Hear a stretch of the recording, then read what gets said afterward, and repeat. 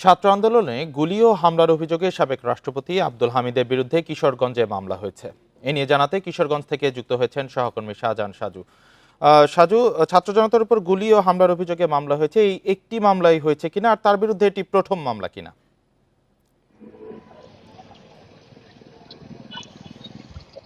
জি, এই প্রথম সাবেক যে রাষ্ট্রপতি আব্দুল হামিদ তার বিরুদ্ধে একটি মামলা দায়ের হলো। এটি কিশোরগঞ্জ সদর মডেল থানায় মামলাটি গতকাল দায়ের করেছেন বিএনপির এক কর্মী, তার নাম হলো তহমুল ইসলাম।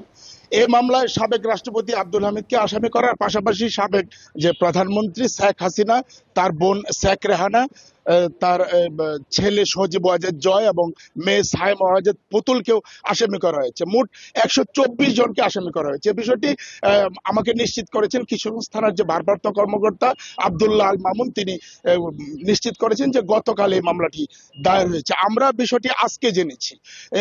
এখানে আসলে উল্লেখ করা হয়েছে যে গত 4 আগস্ট কিশোরগঞ্জ সদর থানার জেলা শহরে ছাত্র জনতার উপর গুলি এবং হামলার ঘটনা উল্লেখ করা হয়েছে এবং হামলা এবং গুলির অভিযোগে মূলত মামলাটি দায়ের হয়েছে। এ পর্যন্ত কিশোরগঞ্জ সদর মডেল থানায় 11টি মামলা দায়ের হয়েছে এবং পুরো জেলায় 13টি উপজেলায় 13 থানায় মোট প্রায় অর্ধশত মামলা দায়ের হয়েছে। এখানে প্রায় 4000 মানে আসামি করা হয়েছে লিখিতভাবে নাম উল্লেখ করে এবং 10,000-এর বেশি অজ্ঞাত আসামি আছে। তো এই প্রথম সাবেক রাষ্ট্রপতি আব্দুল হামিদ তার বিরুদ্ধে মামলাটি দায়ের হলো। আমরা এই বিষয়টি নিশ্চিত হয়েছি। এর আগে যত মামলা হয়েছে প্রায় অর্ধশত এই জেলায়, সেখানে আব্দুল হামিদ যিনি রয়েছেন সাবেক রাষ্ট্রপতি, তার বিরুদ্ধে আসলে কোনো মামলা ছিল না।